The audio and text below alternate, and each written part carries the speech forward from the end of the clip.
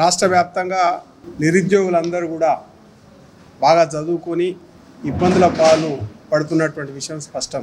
Congress party అధికారంలోకి వచ్చిన తర్వాత 2 లక్షల ఉద్యోగాలు భర్తీ చేస్తామన్నారు. ఇంతవరకు ఒక్క నోటిఫికేషన్ కూడా వేయలేదు.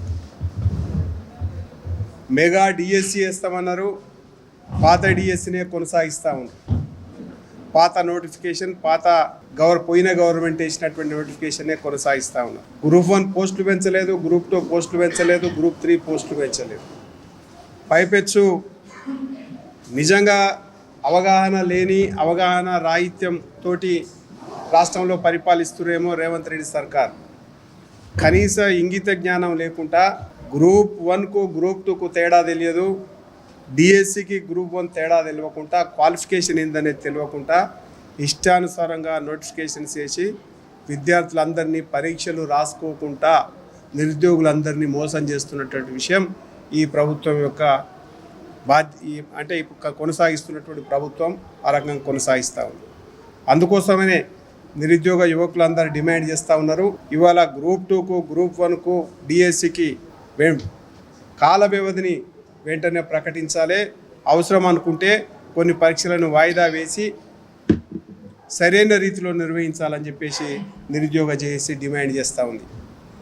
దీంతో పాటుగా మీరు గనక సరూర్నగర్ స్టేడియంలో ప్రియాంక గాంధీ నిరుద్యోగ గర్జన పెట్టి ఏవైతే డిమాండ్స్ మేము నెరవేరుస్తామని చెప్పేసి అన్నారో అదే రకంగా మన యొక్క చిక్కడపల్లి లైబ్రరీలో మోకాళ్ళ మీద కూర్చొని రాహుల్ గాంధీ, రేవంత్ రెడ్డి నిరుద్యోగులకి అయితే వాగ్దానాలు ఇచ్చిరో వాటిని వెంటనే నెరవేర్చాలని చెప్పేసి మేము డిమాండ్ చేస్తూ ఉన్నాం.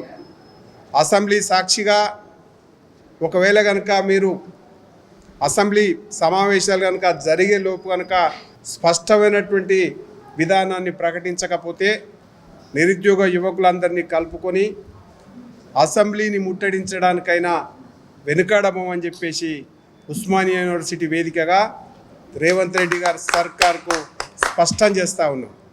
ఇవాళ ఒకవైపు ఎంత నిరంకుశంగా ప్రభుత్వం వ్యవహరిస్తుందంటే రేవంత్ రెడ్డి గారు యూనివర్సిటీ అంటే లెక్క లేకుండా, ఉస్మానియా యూనివర్సిటీ అంటే లెక్క లేకుండా మాట్లాడుతున్నావు. బిర్యానీ గాళ్ళు అంటున్నావు యూనివర్సిటీ విద్యార్థులందరినీ. ఖబర్దారని హెచ్చరిస్తూ ఒకవైపు డిఎస్సి ఎగ్జామ్ పెడుతున్నావు, ఒకవైపు హైకోర్టులో డిఎస్సి పైన తీర్పు ఉన్నది. ఆ మాత్రం కూడా ఆగేటువంటి ఓపిక నీకు లేకపోతే ఈ రాష్ట్రాన్ని ఏ రకంగా పరిపాలిస్తావు? తుచ్చమైన నీచమైన అబద్ధపు వాగ్దానాలు ఇచ్చేసి ఇష్టానుసారంగా ప్రవర్తిస్తే ఒక ప్రభుత్వం పోయింది ఉస్మానియా యూనివర్సిటీ విద్యార్థులకు వ్యతిరేకంగా చేసి కనీసం యూనివర్సిటీలో అడుగుపెట్టడానికి కూడా నోచుకోకుండా కేసీఆర్ ప్రభుత్వం వెళ్ళిపోయింది.